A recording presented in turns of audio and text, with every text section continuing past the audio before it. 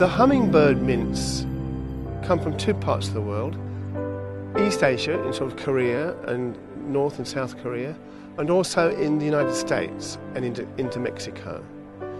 Now, the East Asian ones are not particularly drought tolerant, and they can be a bit weedy. But the small-leaved Californian, Arizonian, Mexican hummingbird mints, and the botanical name is Agastache, are very, very tough. Now, this one is a hybrid. It's one I raised myself, and it's called Agastache Sweet Lily. I named it Sweet Lily for my granddaughter. It's one of the best plants I grow for summer, autumn flowering.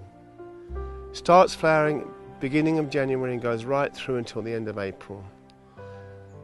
It's called a hummingbird mint because they're pollinated by hummingbirds in America and in Mexico. And our own New Holland honeyeaters will work these, if it's quiet in here in the garden, they'll work these all day, getting the nectar from it. Now, I grow about 5 or 6 different sorts. This is probably the tallest one, and we'll show you some others now. This Californian hummingbird mint, Agastache aurantiaca, has the most wonderful shades of apricot flowers. This is a seed strain we planted here, and we always grow, say, 100 seedlings, and then pick the best ones out to trial to see if they're good enough to plant. Now, the wild species I've grown for a long time, and we'll have a look at that in a minute.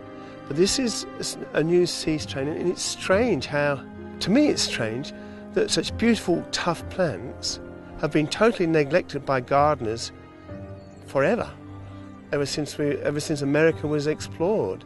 I think it's possibly because they're desert plants or dry climate plants, and the people that are most keen on garden, most keen on plant collecting, were the English, who can't grow these sort of plants very well there. But for us, they're absolutely ideal, and especially as they're summer and autumn flowering. Unlike most dry climate native plants, which flower beautifully, wonderfully, but they flower in the spring on the whole. Now, there are some that flower in the summer, but they're not the dry climate plants on the whole. So again, the hummingbird pollinates this plant, and also our local honeyeaters, the New Holland honeyeaters, love it too. And the occasional migrant eastern spinebill will have a go at this.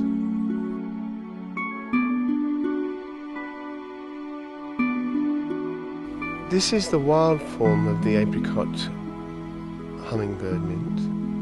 It's Agastache aurantiaca, and this is as it grows in the wild. The other ones we saw were the ones that have been developed for horticulture, but I have a real soft spot for this one.